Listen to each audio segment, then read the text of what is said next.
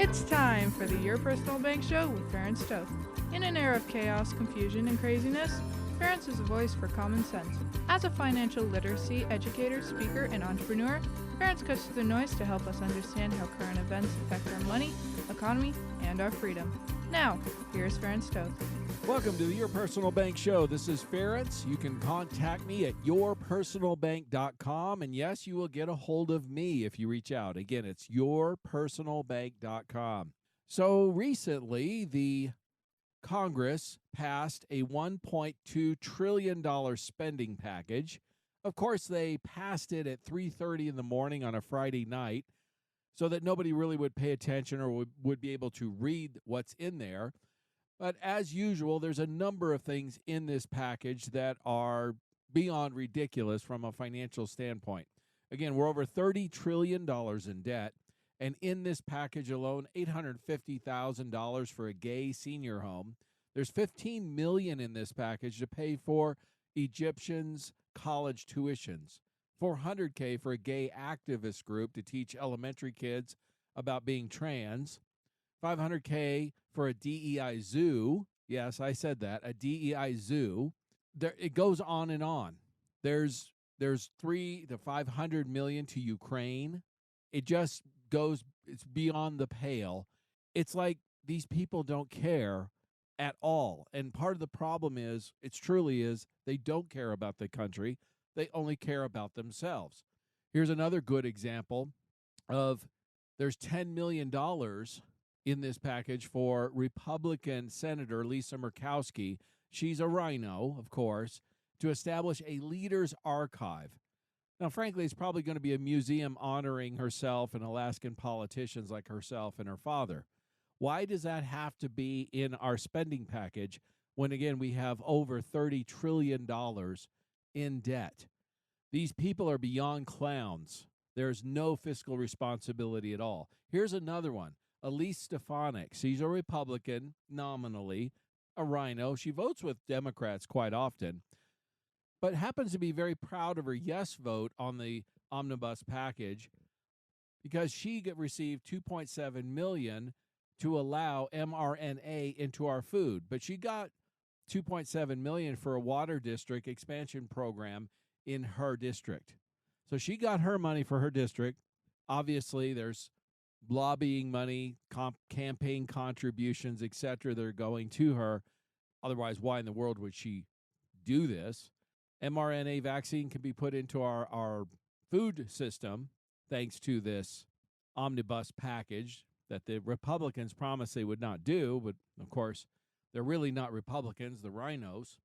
But she got her $2.7 million, whatever cut of it she received from lobbying or campaign contributions. She's taken care of, right? That's all that matters. So here's the thing. If you can't tell, I'm beyond frustrated about the fiscal irresponsibility of our federal government. You're just not paying attention. We have to, and I repeat this, I stress this, we have to replace these people who are just in it for themselves with people that will actually represent us and want the best interests of our country. When you have all-time record debt, you don't recklessly spend more. Everyone understands that. So keep that in mind when you vote for whoever in the primaries, obviously, and then in the general election. Who's going to waste our money? Again, this is hard-earned tax dollars that we work hard for. We don't just sit around, most of us. We actually go to work, build our businesses, build our careers, whatever. And this is blood, sweat, and tears that's being sent to these people. And then they're spending it on DEI zoos and sending it to Ukraine and all these other places. And $10 million for a museum in Alaska honoring political people. I mean, come on. Now, again, there's an opportunity in this wasteful spending of the federal government. I've shared this on some previous shows. I'm going to share more of it today. This record amount of spending requires the federal government to sell a record amount of bonds, which is pushing bond prices up. Vanguard came out with an article a month or two ago predicting bond interest rates are going to increase over the next 5 to 10 years. Now, why is this important? Well, your dividends, your personal bank policy dividends, are highly interest rate sensitive because they tend to buy, insurance companies that is, tend to buy bonds.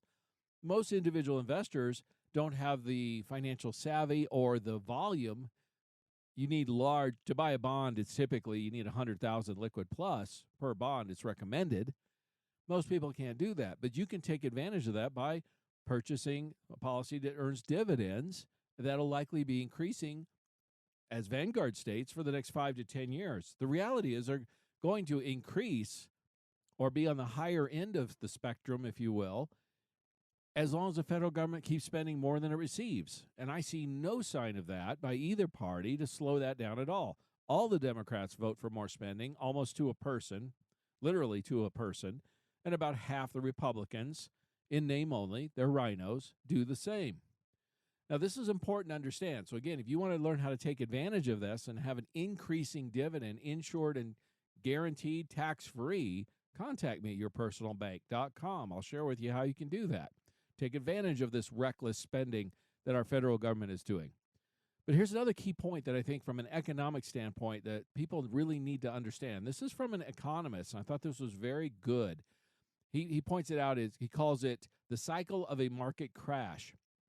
Step one is government spending. To prevent a market crash, the government needs to have an influx of money poured into the economy. To do so, the Federal Reserve then prints more money.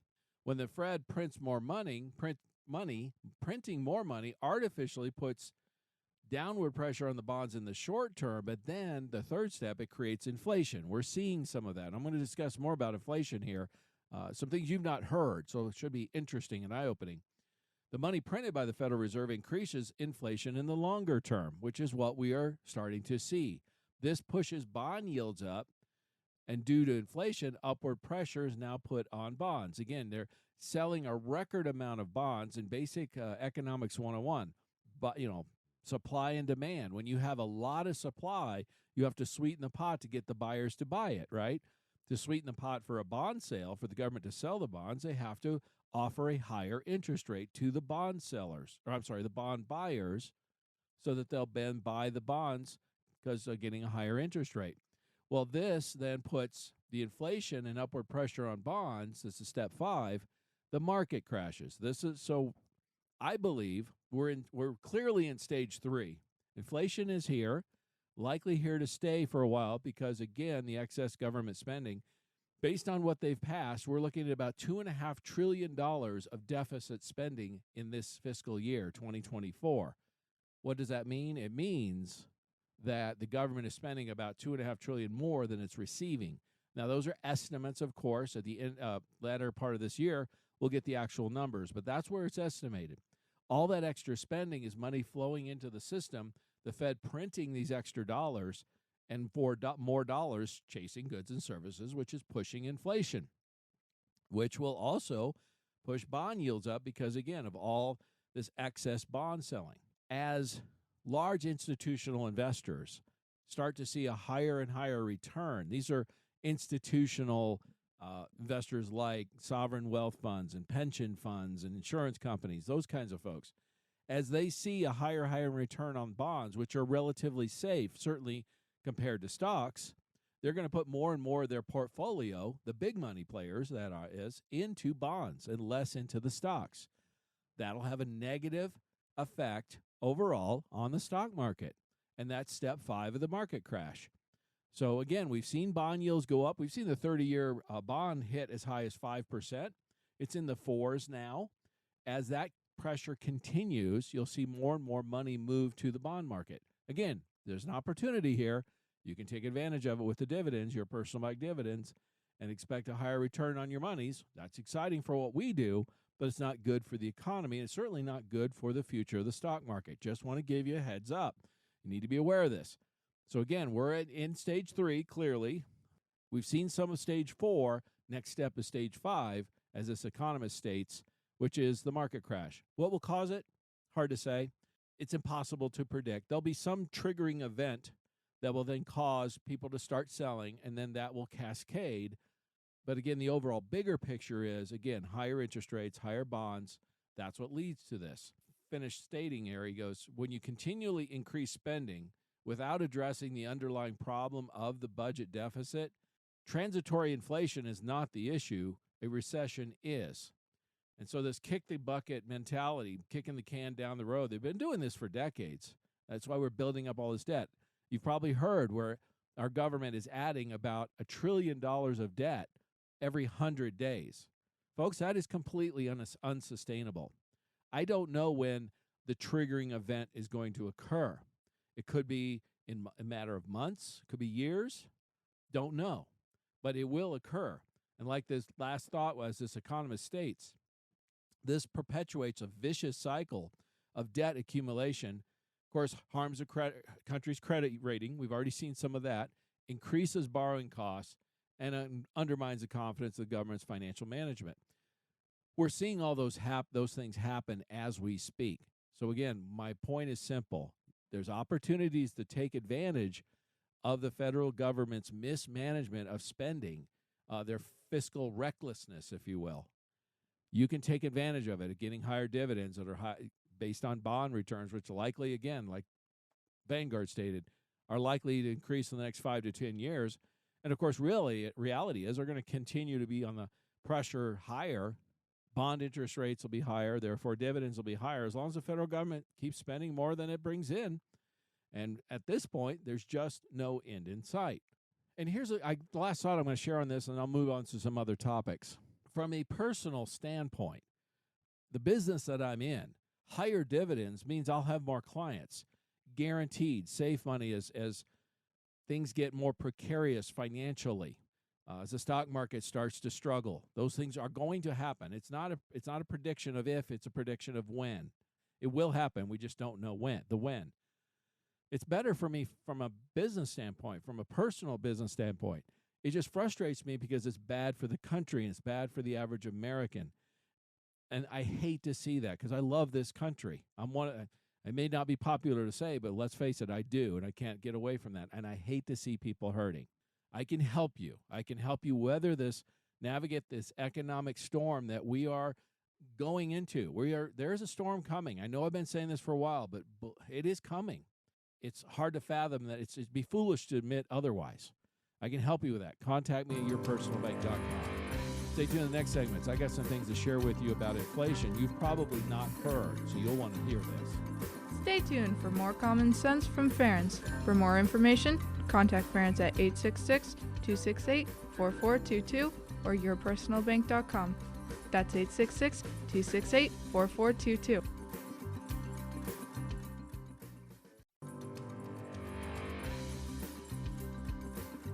Welcome back to the Your Personal Bank Show with Ferenc Toth. Want more information? Contact Ferenc at 866-268-4422 or yourpersonalbank.com. That's 866-268-4422. Now back to the show with Ferenc Toth. Welcome back to the Your Personal Bank Show. This is Ferenc, and you can always contact me at yourpersonalbank.com. Yes, you will reach me. Again, it's yourpersonalbank.com. So here's some information regarding inflation that's still an issue. I know the media and the government's trying to tamp it down, but here's the reality. I shared this last week, this part. It's worth repeating. According to Zillow, the income required to purchase the average home in America 4 years ago was $59,000. Today, that same average home in America, income required to purchase $109,000, which means your income would have needed to increase $40,000 per year over the past 4 years, or $10,000 a year income raise. If you had, let's say 4 years ago, your income was $59,000. Let's say it was just, typical average American income at that time, and you were able to increase your income by $10,000 a year each year for the past 4 years. Most people have not done that, but that would be great. I think most people would agree that's a good move upwards. Even if you had accomplished that, you literally were just keeping up with inflation in terms of housing costs. You're just marking time. So you think about this. You went from a $59,000 annual income to 4 years later, $109,000. So you're increasing significantly, yet you're just marking time when it comes to inflation. That's the insidiousness. That's the damage, economic damage that inflation causes on people. The problem, the sad part is This very fact is causing homeownership to be slipped away from many Americans. But there's a couple other key things I want to share, and I've shared this second thing also. But again, so important, it's worth repeating. This is from the U.S. Labor Department. The change in prices from January of 2020 on groceries and dining out have increased 25%. That's the U.S. Labor Department. Now, we keep hearing how the CPI, this is where I'm going to share some information you've probably not heard. The CPI peaked out, according to the government, at about 8 or 9% in 2022. Here's the dirty little secret, and I've shared this a few times. It only, according to the government, it increased by about 8% that year and less in other years because of the way they're measuring CPI, or the Consumer Price Index. And it makes sense because it doesn't add up if you look over the last, say, 3 years or so, where prices of food, for example, have gone up 25%, according to the Labor Department. And then you listen to the government saying, oh, inflation's only been like 4%, and then it was like 8%, and then 4%. Well, that doesn't add up to 25%, does it? They're playing games with the numbers. They're changing how they measure inflation from what they used to in the 1970s. So this is from the Bureau of Economic Analysis, and they're showing the official and estimated CPI numbers, but they're using the pre-1983 housing method and including personal interest payments. In other words, the current numbers don't count that. They count it differently. They've played with it to make it look not so bad. If the government was counting inflation today, like it was in the 1970s, it turns out that the inflation in 2022 actually hit 18%. We had 18% inflation in 1 year, folks, if you count it for real. And the 2023 numbers, we're still sitting at about 9 or 10% annual inflation. When you add that up, and again, it's including housing costs, as we stated earlier, the $59,000 annual income to buy an average house 4 years ago now requires $109,000. That's better than about a 45% increase, okay? Significant increase in housing costs. 25% increase in food costs over the last 3 years. You start adding those things up, now you start to understand why people are really hurting, yet the government and the legacy media try to gaslight us, really, and say that, well, it's not so bad. It's not so bad. It is. It's worse than they're telling us, okay? That's what we need to understand. You need to know this. You have to have the facts to know what to do. You got to know what's going on first before you can address what to do. And one of the things you can do, what your personal bank allows you to do, as I stated in the first segment, increasing dividends because of higher interest rates. By the way, if you go back historically, in the 1970s, dividends, these policies were paying double-digit dividends. If inflation continues to climb for real, not the government numbers or the legacy media is trying to tell us, but the real numbers, we will see that happen again. We'll see double-digit dividends if that occurs. I hope that doesn't happen for economic reasons, because a lot of people economically are going to get hurt just like they were in the 1970s. But if that does continue, that's where we're headed. That's what's going to happen. And as I've said, the one last thing I want to share on this that's so important is unemployment. The one bright spot of our economy has been the low employment. Therefore, folks have had income and have been able to, consumer spending has stayed strong as a result. That's been the lone bright spot. That's what's kept us out of recession. Well, the number of full-time jobs over the last 8 months has dropped about 2 million. Look, as a country, we grow. We have more people, we're increasing population all the time. There should be an increase in jobs nearly all the time, not a decrease. A decrease is really, really bad. By the way, again, how the government plays with the numbers is they look at overall jobs. So they count part-time jobs, of course, and full-time jobs, and there's more jobs. But there's a lot more part-time jobs while we're losing full-time jobs.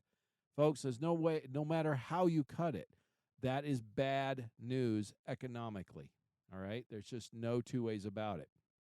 Now, and another thought here, We've discussed this before, but to add insult to injury, New York City now is beginning to give illegal immigrants prepaid debit cards as part of a $53 million pilot program. Somehow or another, this is why you should be upset. Whether you live in New York City or not, doesn't matter. Some people say, that's New York City, I don't live there. Where do you think they got this money from? From the federal government. Remember, the federal government has no money. Neither do state or city governments, for that matter. Where do they get the money that they spend? From taxpayers. Or in the federal government's case, they'll print more, which creates inflation, as we discussed earlier, if they don't have enough. So in other words, if you're a taxpayer, some of your money is going towards giving illegal immigrants prepaid debit cards in New York City. Now, if that doesn't frustrate you, I don't know what will. The program, as the mayor's office stated, will give families of 4 with 2 children under 5 up to $350 each week for doing nothing. And the reality is, what's so ironically frustrating about this is these are illegal immigrants that have no business being here. We discussed last week why the Democrats are so adamant about open borders. Again, it has to do with political power. If you missed last week's show, I'm going to really encourage you to go to yourpersonalbank.com because I really go into depth about it last week on how Democrats have gained and intend to gain much more political power because the census counts everyone, which means illegal immigrants, they count them too, which gives them more representatives in the House of Congress, or in the House of Representatives, and it gives them more electoral college votes. This is significant, folks. It's not right, it's not fair, and it's not constitutional, and your money, your hard-earned tax dollars are paying for it.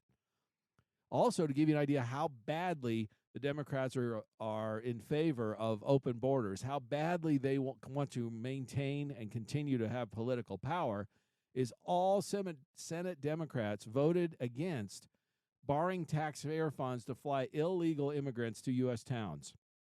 The Biden administration admitted to flying 320,000 illegals directly from their country into the United States, so therefore avoiding the border.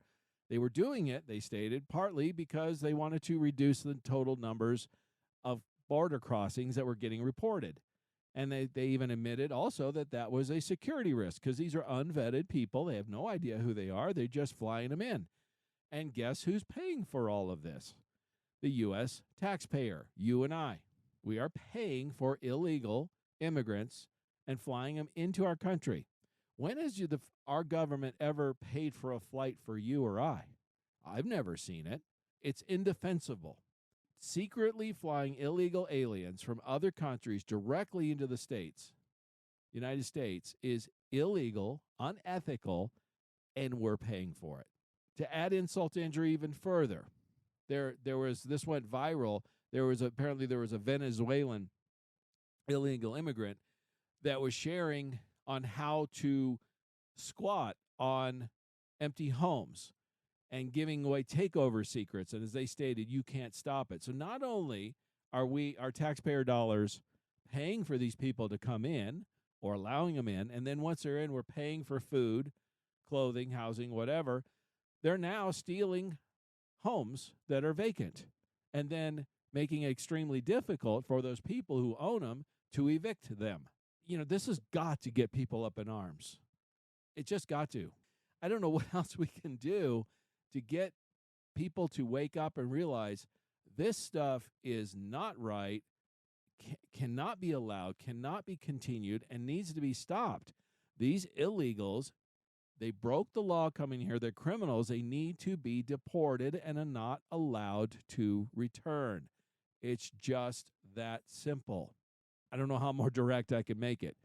And as long as our current leadership and the people we elect allow this to happen, it's going to continue. So we have to change who is in charge of this country, who's responsible.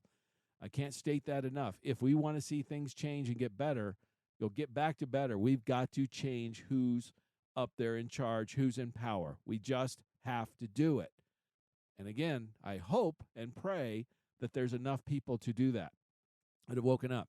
In fact, I was asked by somebody last week on that, and they said, do you think we have a chance to win? Because they're kind of frustrated. Of course, they lived in Washington State. Can't say I blame them. I told them, you're living in a tough area, no doubt. But I said to them, I don't have the answer. I can't say confidently that we're going to win in November and get rid of the Biden administration, for example, and get rid of the majority of Democrats and Democrats in the House and Senate, for example. But I do believe there's a 50-50 shot. I believe it can go either way. And the only thing we can do is, if we want to protect our freedoms and not drown ourselves in debt and allow illegal immigrants to take over homes, we have to keep fighting, we have to keep educating, and we have to vote these people out that have self-interest rather than the interest of the country, especially if they're representatives. They're supposed to represent the country, not line their own pockets. Now, if you want to manage how to manage your financial situation and thrive through this, because again, there's opportunity through the federal government's irresponsibility, fiscal irresponsibility, going to create higher bonds, higher dividends. I can help you with that. Contact me at yourpersonalbank.com, and I'll share with you how you can thrive through this while we continue to fight against it. Stay tuned in the next segment. I'm going to share some other things I think it'll be eye-opening in terms of Social Security, so you don't want to miss it. Stay tuned for more common sense from Ferenc. For more information, contact Ferenc at 866-268-4422 or yourpersonalbank.com. That's 866-268-4422.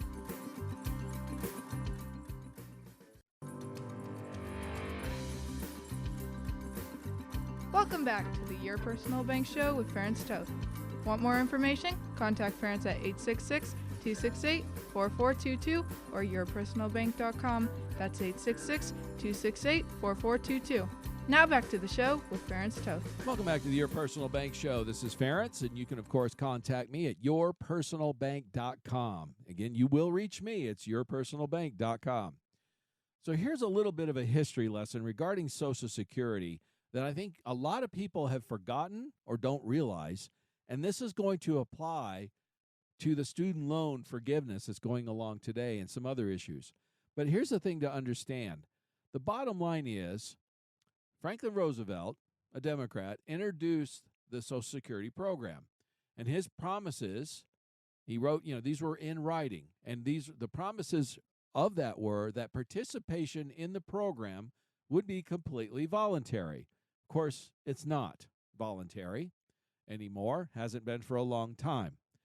The other promise FDR made was that the participants would only have to pay 1% of the first $1,400 of their annual incomes into the program. So in other words, you were never going to pay more than 1% of your income. Of course, today it's 7.65% on the first $90,000 of income, and then 15% on the first $90,000 if you're self-employed. So you're paying between 7 and 15%, and FDR promised that it would only be no more than 1%. The other promise that was made is that the money the participants elected to put into the program would be deductible for their income for tax purposes. Of course, that's no longer the case. That was changed by Clinton, another Democrat. Now, it's taxable. The income from Social Security is taxable. The majority of it is. Another promise FDR made, that the money the participants put into the independent trust fund, quote unquote, rather than the general fund. In other words, the money would be set up, put away in a separate trust fund.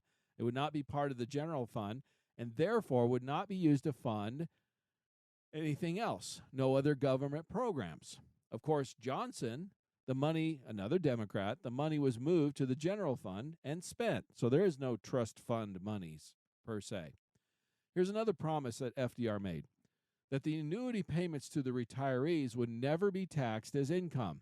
Of course, Clinton, another Democrat, now taxes up to 85% of your Social Security income. Lyndon Johnson and the democratically controlled House and Senate took the money from the trust fund and put it in the general fund so Congress could spend it. The Democratic Party under Clinton eliminated the income tax deduction for Social Security withholding. The Democratic Party also changed the taxing rules so that the income, the Social Security income, would then be taxed up to 85%. And that was done by Clinton. Jimmy Carter, another Democrat, decided to start giving Social Security payments to immigrants. These are people who received payments yet never paid a dime into the system, which is another reason why the system is struggling. Social Security is struggling. And then the ironic part of all of this is now Democrats are turning around and telling us that the Republicans want to take your Social Security away. My own mom, my own mother, I had this discussion just this week. She was all up in arms because she heard, as she told me, Trump state that he was going to reduce Social Security. Frankly, I don't know if that's the case. I told her that. But if indeed he did say that, the fact that a politician is actually discussing it is a good thing, because the Social Security trustee report, this is the trustees. I've shared this so many times, but again, that the trust fund, this is again, according to the Social Security trustees, will not be able to pay 100% of the benefits after the year 2033. That's 9 years from now. And at that point, the fund's reserves will become depleted. Continuing payments will be sufficient, or their income, they'll have enough money, they say, to pay 77% of scheduled benefits. What does that mean? Well, because of all these changes, the Democrats Johnson, who took the money out of the trust fund and spent it, because of now taxing eliminating the tax deduction hurt people, taxing the benefits hurt people. Carter allowing immigrants who never contributed to the system, the program, to receive from it. The bottom line is the math. It's not political. The math is they're not going to have enough money to pay full benefits, as the Social Security trustees themselves have stated in the most recent report. They're stating they're going to pay 77% of the benefits starting after year 2033. So 10 years from now, they'll start paying 77%. So you're going to get a cut of about 23% of your benefit, whatever it is, everyone, unless something changes. So my point to her was, it's good somebody's actually talking about it, because if nothing is done, everybody's going to get cut, and the people that are going to get hurt the most are the ones that need it the most. All it means, bottom line is, let's say your Social Security payment you're receiving or going to receive is $1,000 a month, just to keep it a nice simple number. In 10 years, the amount that you're going to receive is $770 instead of $1,000. What plans have you made financially offset the likely reduction of Social Security benefits that are going to start occurring in about 9-10 years from now? This isn't me stating it. It's the Social Security trustees. Your personal bank, I keep going to that, but it's a way of investing some money, insured, guaranteed, and tax-free. That's really powerful. That's super important to be able to allow you to offset that reduction in Social Security benefits that are likely going to happen. Look, no one knows what's definitely going to happen, but do you trust Congress? Personally, I don't. They can't. Fiscal responsibility issues? Are you kidding me? They have none of that. But let's just say in the miracles, they managed to accomplish something positive about Social Security. Well, great. If you planned for receiving less, as the trustee report states, and they managed to fix it somehow and you do receive more than they say, great, you'll have extra money. But the reality is you have to plan for what's on the books, what's in front of us. And what's in front of us is, if nothing is done, your benefits are going to get cut 23%. It's that simple on Social Security. If that's a problem, you need to start addressing that today. The longer ramp time, the longer you have to plan, the less you have to set aside, if you will, to have that money available for you when that occurs. Annuities are another option that can accomplish that. You can have annuities that have downside guarantees, so you know the money's going to be there and will grow in good years. Index annuities are popular for that. And if you put one away, let's say, put some funds away for 10 years and then started receiving lost Social Security income from that starting 10 years from now, you likely would not have to put a whole lot away to make that happen. The sooner you start, the better off you're going to be. The longer you wait, the more you're going to have to do, and the harder it will become to make up that difference. When you add in the inflation situation where it's at, certainly higher than the Federal Reserve wants it to be, higher than average, and likely to continue that way, as we stated in previous segments, because of the out-of-control spending of the federal government, pushing bond rates higher, which will push interest rates higher, which will push inflation higher. Your money going farther is more important than ever. So your personal bank with the positive cash flow and money you spent. Let's say you put money into a personal bank policy. And again, how we set it up is quite simple. You put money in to earn dividends.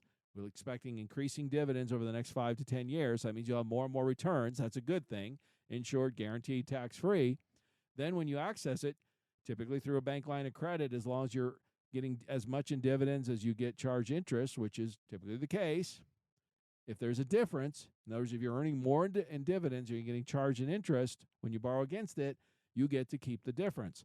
That's called positive cash flow or positive arbitrage. The best analogy I can give you that most people understand is if you, for example, purchased a rental property and you took a loan, a mortgage for that property, yet you earn more in rents than your mortgage and expenses, you get to keep the difference, right? It's called positive cash flow. We're doing the same thing with money. That's what we do with your personal bank. Why is that so important? With inflation, likely reduction of Social Security benefits facing us in about 9 or 10 years, according to the trustee report, the Social Security Trust report, having that money there and then being able to access it on a tax-free basis and then still earning some interest on the money, let's say you use to supplement retirement, what does that mean? It means you're going to have more money available to live on. You'll have more money to spend and live on and help offset inflation and or reduction of Social Security benefits. Folks, this is powerful. Sharing this now before it's too late. Again, if the sooner you do this, the less you need to make it work out. We can calculate what your Social Security is or will expected to be. We can take the expected reduction and we can reverse engineer this and make sure that money's going to be there, guaranteed, tax-free, insured, you name it. You don't have to worry about it then. You know it's there. Then if you want to take other monies and invest and maybe try to get a higher return or whatever on those other monies, put them at risk to do so, so be it. But at least you've got your income, retirement income needs taken care of. As I've been stating repeatedly, this is going to become more and more important as we continue to see higher interest rates, as we continue to see inflation. I know Wall Street's been trying to say it's going to go down. Listen to the Federal Reserve. They're not saying that. The Federal Reserve is saying the absolute complete opposite. Wall Street wants them to go down. I understand why. They want the stock market to go up. High interest rates are bad for the stock market. But the Federal Reserve is not saying that, and the excess spending is going to push against things, push the opposite. It's going to be pushing higher interest rates for longer. I can't stress enough. Planning ahead, taking the steps early, makes it easier. It's an ounce of prevention is better than a pound of cure. The sooner you address this, the sooner you take the necessary steps to ensure you have that money there, that income there when you need it to support retirement, supplement retirement, for example, the less you need to allocate. Every year you wait, the more you're going to have to put in there to make up the difference. So I strongly encourage you. Contact me at yourpersonalbank.com. I'll show you how it works. I'll run the numbers for you to show you how much you would need to allocate now, for example, to make sure you're taken care of a decade from now. And folks, if you're listening to me right now, there's a high probability most of you will be around a decade from now. I know immediate cash needs, oftentimes overrides the important. But you can't allow that to happen, especially with financial planning. So address it now. Address it soon. Sooner rather than later is always better. Stay tuned in the last segment. I got a few other key things I think you'll find really interesting in terms of some of the issues with our representation in the history of our country. Don't miss it. Stay tuned for more common sense from Ferenc. For more information, contact Ferenc at 866-268-4422 or yourpersonalbank.com. That's 866-268-4422.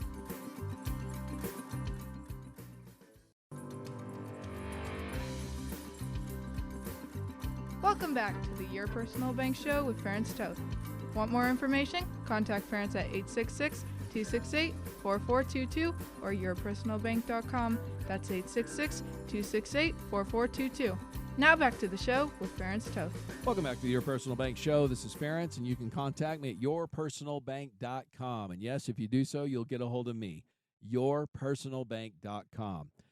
I forgot to mention, I was discussing some of the issues, the history of Social Security, where it was originally going to be voluntary. Of course, it's not. They were going to allow, you were only going to have to pay 1% of your income. Of course, that's not true. It's 7 to 15%, depending if you're employer or employee, self-employed.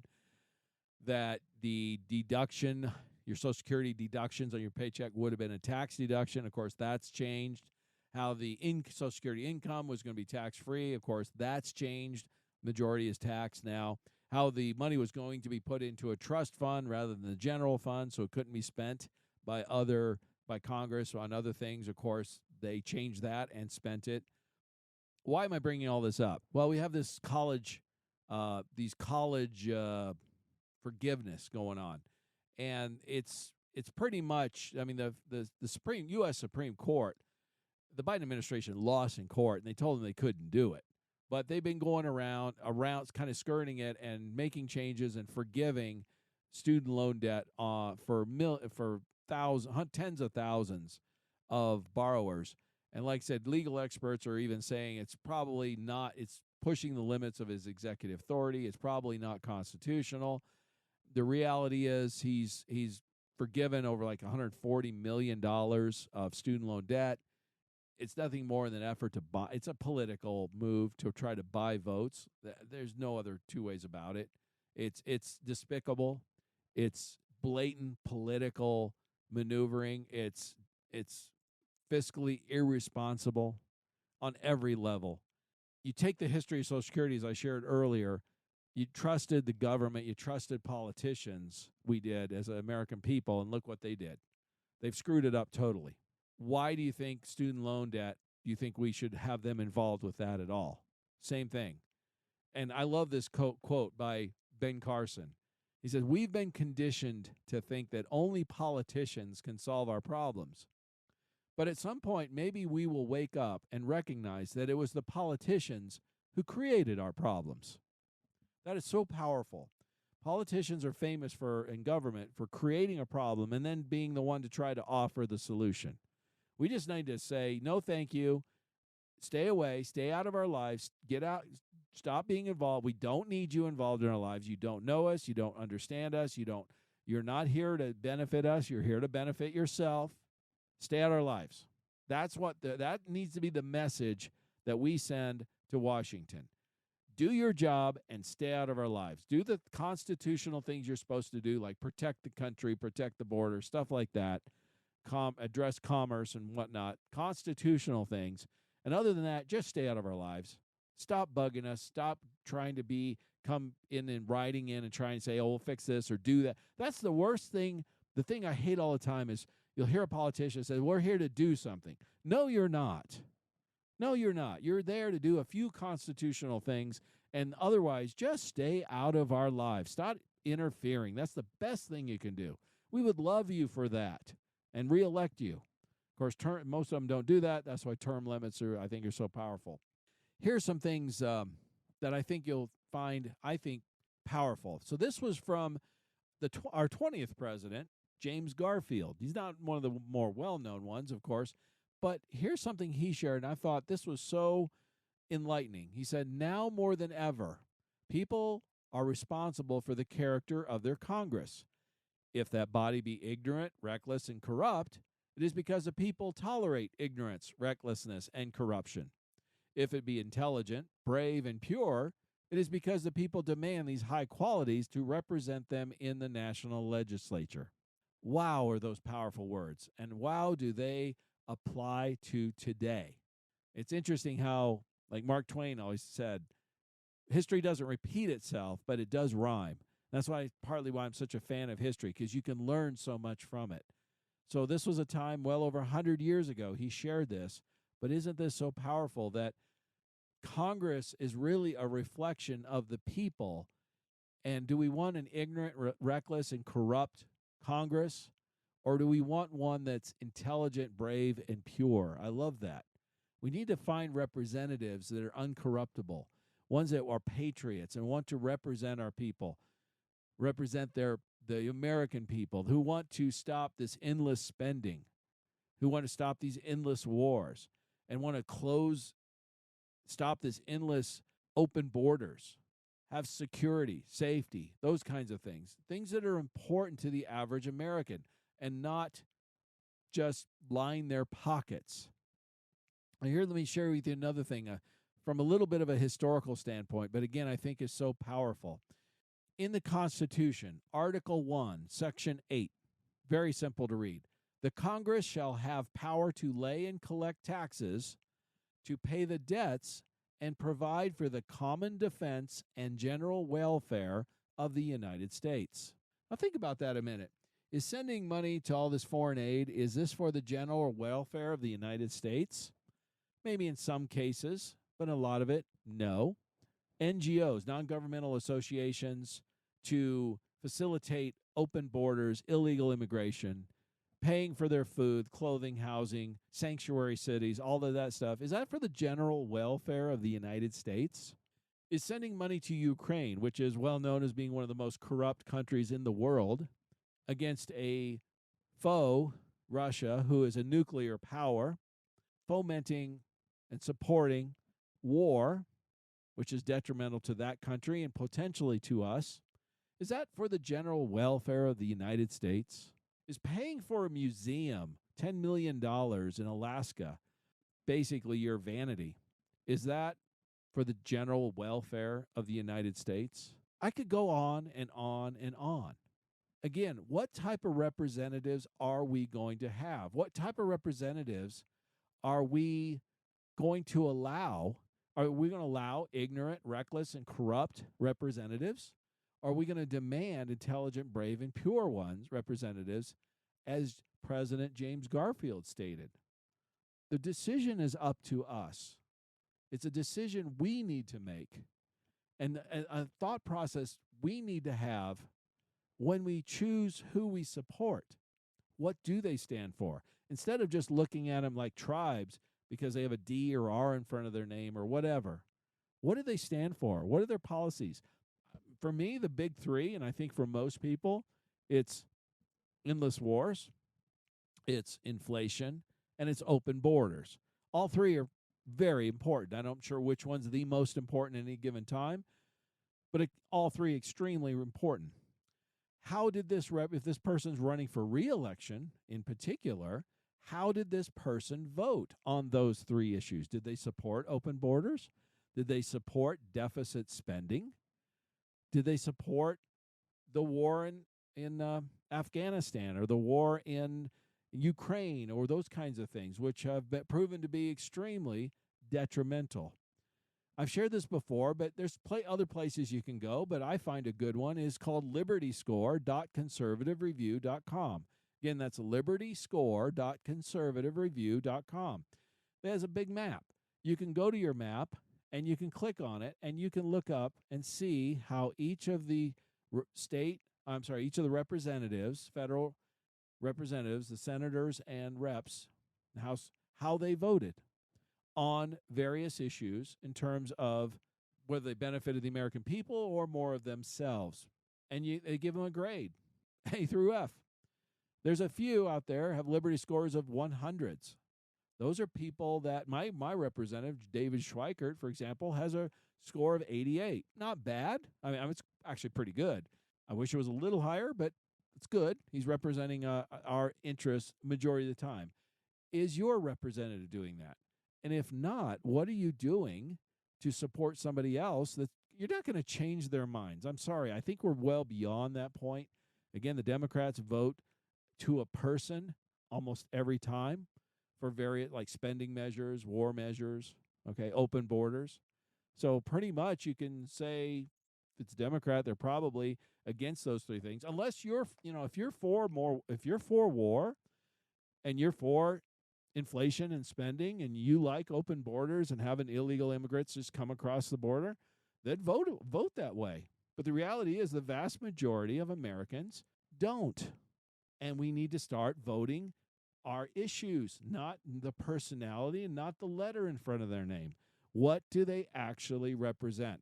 And here's the last thought I want to leave us with. Again, a little bit of a history lesson. A lot of people think that America, the United States, the revolution rebelled against the king because there was no taxation without representation. Well, actually, that's true, but that was only one of the reasons. In fact, there's about 27 grievances in the Declaration the colonies, our country had against the king, and fought for freedom, fought for independence due to a number of reasons. For example, captured courts. In other words, courts that are taking advantage and not blind to the law, taking advantage of people because of how they vote or how they believe politically. Sound familiar? Some of the other grievances was a two-tier justice system. Same idea. Government self-interest was another grievance. In other words, government spending money on their pet projects rather than benefiting the American people. Also, another grievance, this might sound familiar, government waging war against its people. Does that sound familiar? Do we have the FBI and those going after people that have different political beliefs than they do? You see what I'm trying to say? You see why we're really, truly in a 1776 moment? And here's my last thought. This is kind of eye-opening. Do you know the ages of the founding fathers in 1776? James Monroe was 18. Aaron Burr was 20. John Marshall was 20. Alexander Hamilton was 21. James Madison, 25. Benjamin Rush was 30. John Jay was 30. Thomas Jefferson was 33. And Thomas Paine was 38. Here's the thing to understand. They were fighting. These were wise young men who were fighting tyranny so that they and their future generations could have liberty. What's our current political class look like? I mean, let's face it. In particular, the Senate looks like an old folks' home. Most of those people belong in a retirement home, frankly, not in the U.S. Senate. Most of those people need to be replaced. Unfortunately, only a third are up for re-election. But what if we could get rid of some of these old-timers who have really nothing to be concerned about for the future, because they're not looking 10, 20 years, 30 years down the road. They're not going to be alive, and they know it. So what do they care? That's why term limits are so powerful. And government was never meant to be a career. If you're voting and you're looking at a representative that's been there a long time or is really long in the tooth age-wise, really, I beg you, reconsider. Vote or support somebody who's maybe got young, better ideas, who'll be a patriot, who'll stop voting for wars, stop voting for endless spending, and open borders. That's how our country can turn around. I'm encouraged by it. We can get it done, but it's going to be it's a tough fight, but it's worth fighting for. America is worth fighting for. Freedom is worth fighting for. Too many people have given their lives over the history of this country for it, to give up easily. As always, I'm going to encourage you to stay tuned to next week's show. Contact me at yourpersonalbank.com if you want help to navigate these financial challenges we'll be facing as we go forward. And as long as it's on our money, in God we trust. Listen Tuesdays at noon and Saturdays at 1 to the Your Personal Bank Show for more information. Contact Ferenc at 866-268-4422 or yourpersonalbank.com. That's 866-268-4422. This show is designed to provide accurate and authoritative information. The presenter and guests of this program do not engage in legal, accounting, or tax advice. Professional advice regarding your situation should be sought if required. Some products discussed may have limitations and not be available in all states. Excessive unpaid loans may affect performance. Distributions may become taxable if not managed properly. Replacements may not be suitable for everyone. There may be charges when replacing coverage. Dividend rates and bank line of credit rates may change. For current rates, contact Ferenc at 866-268-4422 or yourpersonalbank.com. Again, that's 866-268-4422 or yourpersonalbank.com.